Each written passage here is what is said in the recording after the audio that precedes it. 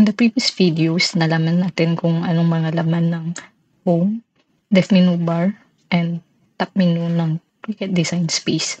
Today naman, malalaman natin kung ano yung nasa right menu bar. Ma-familiarize tayo sa layers, material colors, and mga command dito sa baba ng layers panel. And itong context menu bar dito sa taas. Let's start. First, dito sa may edit. Pag may selection ka ng object and kinlik mo itong edit button, lalabas yung mga tools dito sa may pop-up menu sa may left side. First dyan, itong position. Itong X and Y, reference na yan ay itong 0, 0 dito sa corner na to. Pag in-increase ko yung value nitong X, pupunta yung object mo towards the right. Ito, nag-move siya ng 12 inches. Kung halimbawa, naka-centimeters to, tignan natin kung naka-centimeters ang settings dito sa may metric at naglagay ako ng 12, ang movement na yan ay naka-centimeters din.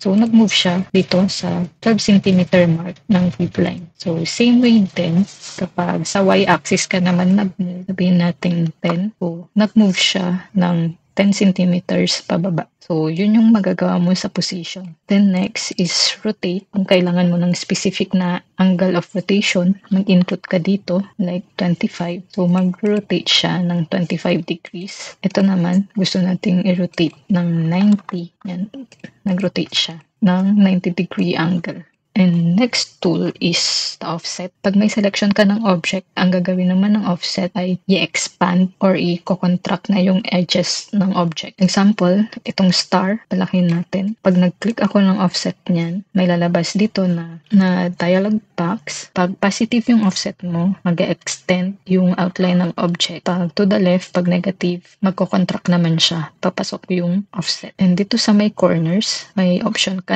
na i-round yung corners. Yung original shape mo ay pointed yung corners. Pag na-click mo itong round yung corners, mawawala na yung sharpness niya dito sa edge. Kabaliktaran naman yung pag ito naman yung sharp, mapapreserve niya yung sharpness ng edge. Naging sharp pa rin, parang naging mas malaking version lang siya nung original shape. Next tool tayo. Itong sticker naman, ito ay available lang sa active ang subscription sa Cricut Access. Na-try ko na ito before. Ang gagawin niya ay automatic siyang mag-create ng offset para makagawa ka ng sticker. Then, pag kinlik mo naman yung make, automatic din yung settings niya. So, mag-click-click ka lang ng mga buttons para makagawa ka ng stickers. Pero, kahit hindi active ang subscription mo sa Cricut Access, kayang-kaya mong gumawa ng stickers. And meron akong tutorial kung paano gumawa ng stickers. Check nyo na lang yung link doon sa video tutorial dito sa may card sa taas. Makikita nyo doon yung process kung paano ako gumawa ng die-cut stickers. And next option naman ay warp. Ito rin ay kailangan ng Cricut Access. Meron lang siyang iba't ibang effects para ma-warp mo yung object. Again, makakagawa ka ng mga ganitong effects kahit wala kang Cricut Access sa mga third-party na vector design software. Meron ka ring mga free options kung paano gawin yung mga warp effects na pwedeng gawin dito sa design space. Meron akong tutorial dyan na pwede mong panoorin. Makikita mo dyan sa card na lalabas sa taas. Ang mangyayari lang, kailangan mo munang i-import yung nagawa mong image or shape sa third-party na software papunta sa design space. Yan yung mga tools na pwede mong gamitin sa mga shapes. Pero kung halimbawa, meron akong image dito, nag-activate yung contour. Dahil meron siyang butas dito, change natin tong background color muna. And meron akong in-add na image dito, mag-activate yung modify dito sa may tools, nag-activate yung contour. So para ma-demonstrate ko to, i-change natin yung background color dito sa may layers panel, dito sa baba. Click natin yung square dito sa may background color and mag-select tayo ng ibang kulay. Let's say itong pink. So nakita nyo, may butas siya dito, naging pink din. So nung change ko sa blue, naging blue. Meaning, may butas talaga siya. Kaya na-activate yung contour. And yung contour dito sa modify, sa tools, available din siya dito sa may layers panel. Kapag nag-select ka ng object and nag-activate to, Kung mapapansin nyo, naka-gray out yung mga ibang icons. And ito, mas dark yung icon niya. Ibig sabihin, may contour yung sinelect mong object. So, kung i-click ko to, the same lang din siya nang gagawin pag ito yung pinlik ko. So, yan. Meron siyang dalawang object. Itong main outline ng object and itong green na shape. So, para ma-select natin itong main outline, i-hide ko all contours natin. And now, kung napansin nyo, naiba na yung kulay niya. Dahil naka-hide na tong shape na to, hindi na siya magka-cut. Then, click apply. Pwede mong i-select itong object na to. Click offset. Then, gawa ka ng 0. Pwedeng 0. Then, click apply. Then, pwede kang mag-change ng color dyan. Send to back mo. And, yun. Kita mo, mawawala na yan. Then, pwede mong i-select to. Then, click flatten para maging object. Okay, next button tayo. After ng edit, ito yung undo and redo button. The same lang din ito sa mga ibang software. Pag click mo tong undo, yung last na operation mo ay magka-cancel. Yan. Then, pag niredo mo naman, uulitin niya yung command na ginawa mo. Next, dito sa context menu natin, nag-activate itong operation dahil sinelect ko ito. Ang operation niya ay print and cut dahil multiple colors yung image. Pero kung gusto lang nating i-cut yung outline ng object without printing, pwede mong i-change to sa basic and mag-change siya ng color. Pag click mo yung make, ganito yung magiging itsura niya. Wala siyang print tulad nung print and cut. Then, may option ka rin to draw. Yan. Pag sinelect mo yung draw, itong itim na outline, ang ito-draw naman ng yung cricket. Then next is foil. Almost the same siya ng hot stamping except that hindi siya gumagamit ng heat para mag-transfer yung foil sa material. Treasure lang ang ginagamit niya. Meron kang option na gawing fine, medium, or bold yung foiling mo. Depende sa yung preferences. O yung bold yung pinakamakapal and fine yung pinakamanipis. Then next operation is score. Ito naman, malalaman mong score yung operation mo pag broken lines yung naging outline ng object. Ang scoring naman ay gumagamit ng scoring stylus na nilalagay sa clamp A tulad din ng pen and ng foil. Sa clamp A siya nilalagay. Then, ang scoring, ang ginagawa niya ay gumagawa ng creases sa material para doon mo i-fold once natapos na yung project. Then, okay na tong print and cut. Next naman ay guide. Ang guide naman, walang operation ito. Bubisis mo lang ito pag gumagawa ka ng project. Kung halimbawa, gagawa ka ng cake topper na 6 inches yung diameter. Gusto mong ilimit lang yung design mo sa size na yun. Within sa guide lang, ilalagay yung elements. So, yun yung guide.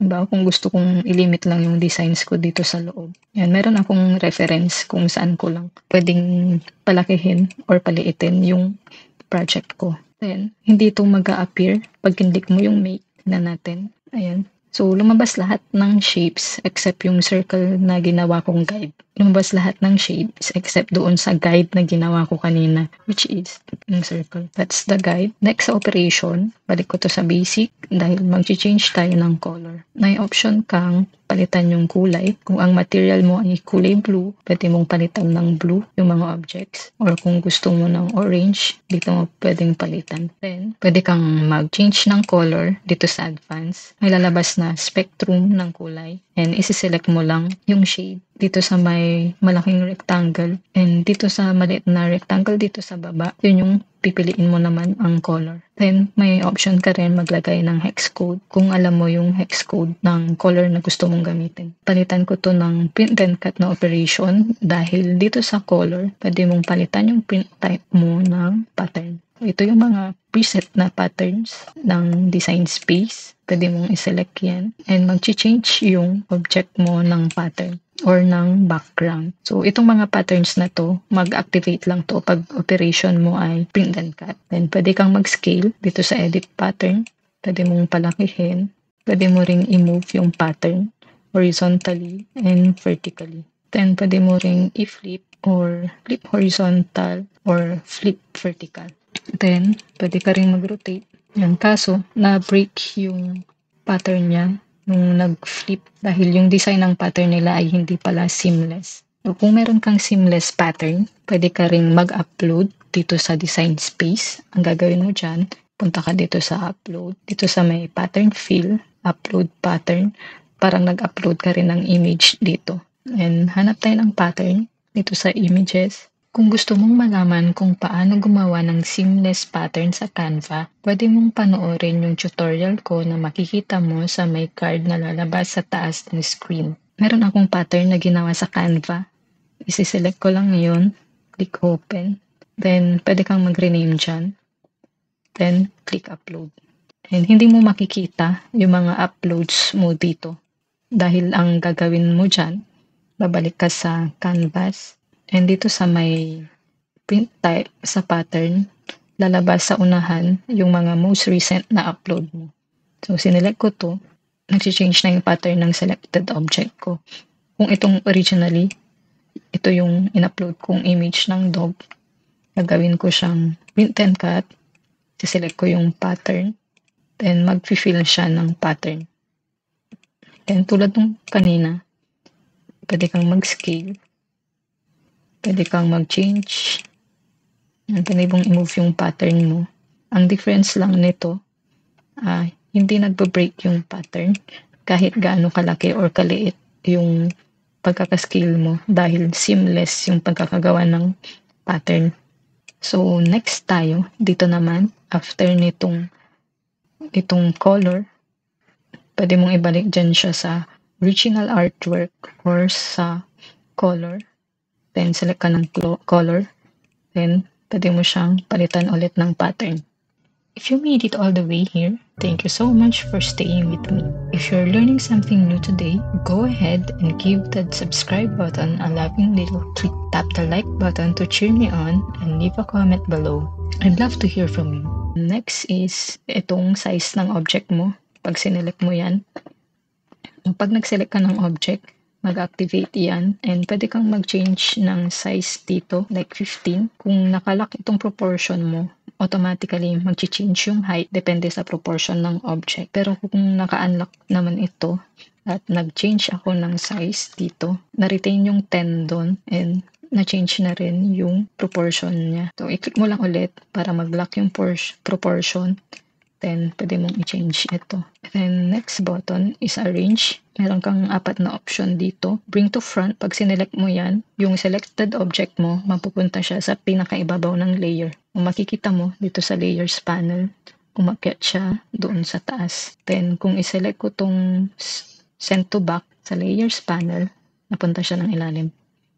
Then, next, since nasa pinakababa na siya, ang option mo lang dyan ay to bring forward or bring to front. Pag bring forward naman, aakyat lang siya ng isang layer. And kung gusto mong iakyat ulit, bring forward mo ulit. Or dito sa layers panel, dadrag mo lang paakyat. Or, so, kung gusto mong i-move lang siya ng isang layer, send to back mo lang. Yan, bumaba siya ng isang layer doon sa baba ng octagon. And next button is flip horizontal. So, mag-flip yung selected object mo along the y-axis. Dito siya mag-flip along y-axis. Then, pahiga naman yung flip niya pag flip vertical. Yan. So, along x-axis naman yung flip niya. Yan yung context menu bar. Punta na tayo sa layers. Dito sa layers, ang first button mo ay group. Mag-activate lang ito pag more than one yung sinelect mong object. Pag sinelect ko to, and itong rectangle, pwede kong i-click itong button na to para mag-group sila or pwedeng Ctrl G sa keyboard. Then, pag sinelect mo yung group, sabay silang mag-move, sabay silang mag-scale, sabay din silang mag-flip. Yan yung group. Then, i-press mo ulit tong button para mag-ungroup sila. Then, individually, pwede mo na silang i-move. Pero kung naka-group sila and gusto mong i-move yung isang object without ungrouping, i-extend mo lang yung group, i-click mo yung arrow button dito, then lalabas yung mga objects na kasama sa group. Then, pwede mo nang i-move individually yung mga objects. pag gusto mo na silang i-move ng sabay-sabay, select mo yung group. Ganyan. And pwede ka rin mag-add sa group dito sa layers panel. I-select mo lang yung object, then i-drag mo dito sa loob ng group. Yan. Pag sinelect ko yung group, nasama na siya doon. Then kung gusto kong tanggalin yung isa sa group, isi-select ko lang yung object na gusto kong tanggalin and i-move ko lang outside ng group. So next operation is duplicate or Ctrl plus D. Click mo lang yan and magdo-duplicate yung group dahil group yung sinelect ko. Next button is delete. So delete lang yung gagawin yan. Pipindutin mo lang din sa keyboard yung delete para makapag-delete. And dahil group yung kinopy natin kanina, group din yung na-duplicate. Pero kung isang object lang yung dinuplicate natin, click duplicate. Yung object lang na sinelect natin yung magduduplicate. Ano namang mangyayari pag nag-duplicate ako na active ang selection ko ng multiple objects? Para mag-select ng multiple objects, i-click mo lang sa keyboard yung shift button. Huwag mo munang i-release yun. Then magsiselect ka ng objects. Then, pag okay na yung selection mo, pwede mo nang i-release yung shift button, then click duplicate. So, lahat ng selection mo na duplicate din. Then, click delete. Dito sa layers panel, makikita mo yung operations ng object mo. For example, ito, print and cut. Ito naman ay basic cut. Then, punta na tayo dito sa baba. Alam nyo na yung pag-change ng background color. Punta tayo dito sa may operation na slice. Ang slice naman ay parang cookie cutter. Ang gagawin niya, ikakat na yung mga objects na may overlap, then mag-create siya ng multiple objects. Tidrag ko lang itong octagon na ginawa ko. Then, nalagay ko siya dito sa may rounded na rectangle. Pag sinelect ko tong dalawang object, mag-activate yung slice. Tingnan natin kung anong mangyayari. Pag sinelect yung slice, nagkaroon ka ng 4 na objects. Bali, 1, 2, 3, 4. 4 na slice result. Una, itong object galing sa octagon na walang overlap. Then, ito, dalawang shape yung lumabas doon sa may overlap. Isa, kinuha niya dito sa octagon. And yung isa ay kinuha niya dito sa rounded square. Yan ang gamit ng slice. Then, proceed tayo sa next operation. Pag sinelect ko itong slice result na to and itong isang slice result, click ko yung combine and weld, pumalik siya sa isang object lang. Yan yung weld. So kung ito naman yung gagawin kong shape, itong diamond ay yung star, click ko yung dalawang object, then weld, gagawa siya ng bagong shape. And i-undo ko lang yan. Then, nawala na yung weld result.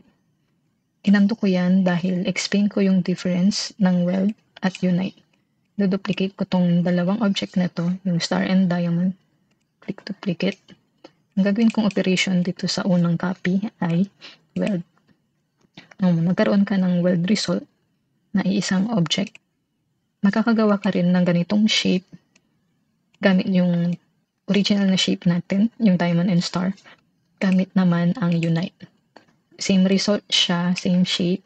Kaso ang difference niya, pag unite, napopreserve yung original shape mo. And paano kung gusto kong itagdag tong plus sign? Pwede ko rin siyang idrag dito sa unite. And pag minove ko yan dito, naging isang shape lang sila.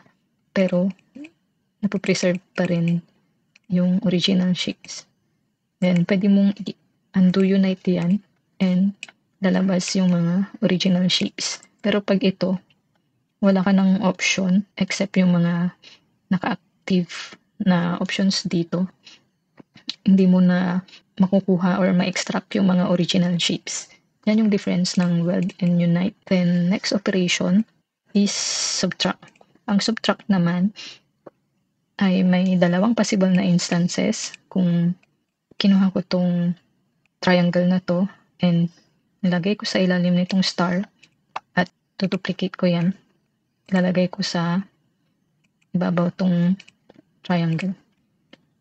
Then pag sinelect ko tong dalawa na nasa ibabaw yung star and sinubtract ko, ang maiwang object ay yung nasa ilalim, which is yung walang overlap na blue. Pag kinlik ko yan, ayan, natanggal yung star na nasa ibabaw and yung overlap ng star and ng triangle. Pag nasa ibabaw naman to, and isi-select natin yung subtract, ang maiiwan ay yung star. Yun. So kung nalilito pa rin kayo dyan, i-check nyo tong icon. Meron siyang circle na itim and square na walang kulay. Yan yung gamitin nyo na lang guide. Ibig sabihin nito, bottom layer minus top layer.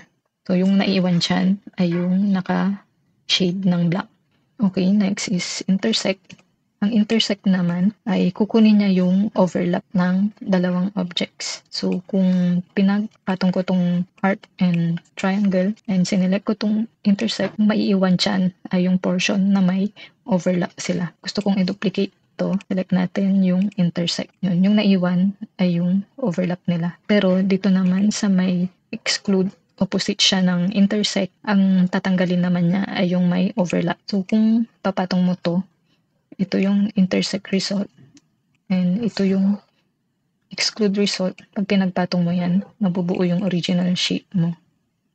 Yan yung combine operation dito sa may layers. Ang next natin ay attach. Ang attach ay different sa group. Dahil ang attach, kapag nag-select ka ng object na naka-attach, sila yung magkakasama sa isang mat. Isiselect ko tong tatlong print and cut na objects. Click attach. Then, pag kinlik ko yung make, napupunta sila sa isang mat lang. And all the rest, nag-sort sila. Depende sa material color na sinelect. Pero, kung nag-select ako ng object na magkaiba ang kulay, and in-attach ko, mag-change yung kulay nila. Then, pag kinlik ko yung make, dito sa may black, ayun, nag-attach siya. Except that, dahil masyadong malayo yung distance nila, more than 12 inches na yung haba, nag-rotate siya, nag-rotate yung object para magkasya siya sa 12 by 24 na mat. And yun, kung paano yung pagkaka-layout mo sa design space, ganun din yung pagkaka-layout niya sa mat kapag naka-attach. Relative to each other, yung position nila sa canvas, ganun din yung kalalabasan niya pag sinend to cut mo na yung mga objects. Then, flatten naman, i-detach ko lang to, mag-iwalay na rin yung mga yan sa mat. Itong flatten naman, ginagamit yan for print and cut naman. Halimbawa, detach ko din to. Gusto kong gumawa ng orange na octagon na sticker. Then, gusto kong may white offset siya. Dito sa may edit. Click ko yung offset, then click apply. Then, gusto kong gawin siyang blue naman, yung outline. May shape ako na may kulay orange and blue. Pag sinelect ko tong dalawang object and finlatten ko, magiging print and cut yung operation niya. And yung magkakat lang dyan ay yung outline ng object. Itong nasa labas lang, yung blue.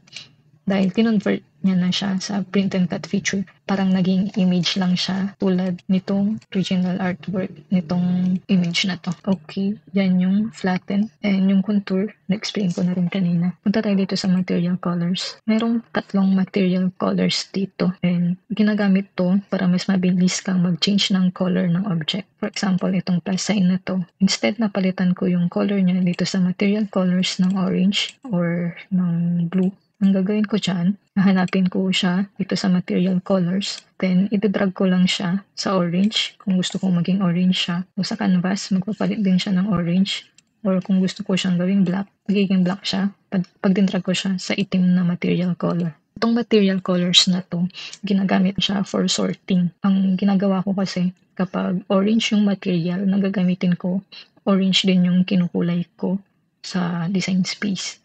Para hindi ako malilito pag nagkakat na yung machine. Hindi ibig sabihin na yung material color mo sa design space ay the same material color sa actual unless gumamit ka ng print and cut. O kung anong material yung niload mo sa machine, yun yung final na kulay. So I suggest pag gumagawa ka ng project, yung kulay mo doon dito sa design space ay the same color lang sa actual color ng material. Kung ganun lang yung gamit ng material colors para mas madali yung workflow mo. Then, dito sa taas ng layers panel, nandito yung save button. Pwede kang mag-save or save as kung gusto mo ng ibang file name. Then, my stuff. Diyan mo makikita yung mga projects na ikaw mismo yung gumawa. Kung na-click mo yun, and gusto mong bumalik sa canvas, click mo lang yung canvas and babalik ka dun. Pag tapos ka na sa layout ng project mo, pwede mo nang i-click yung make. Then from here, kung itong object na to gusto kong ilipat sa orange na mat, pwede kong i-click tong button na to, then click move object, then i-select mo yung mat na paglilipatan mo. Lumipat na siya dyan. Then pwede kang mag-layout din dito sa make screen para makatipid ka ng materials. Pwede kang mag-rotate, pwede mong i-move. Yan, kung tingin mo saan ka makakapag-save ng material, pwede kang mag-change ng layout dito. Lipat ko to sa black. Pwede rin siyang lipat. Except, hindi ka makakapag-change sa print and cut. Dahil ang operation mo ay basic cut lang nung ginawa mo siya sa canvas. Then, click continue. Pwede kang mag-cancel or continue. Then, dito, pwede kang mag-change ng load type ng on mat or on card mat. Yan. Kung card maker ka at meron kang card mat, pwede ka rin mag-layout dito. Then, pwede ka rin mag-change dito ng size ng paper. Then, kung gumagamit ka ng HTV, turn on mo yung mirror para mag-mirror yung mga objects mo. Then, pag okay na yung layout mo, pwede ka nang mag-click continue. Those are the tools, context menu, and layers panel of Cricut Design Space. Next up is the Cricut Print and Cut feature. Be sure to subscribe so you don't miss my new videos. Thank you for watching.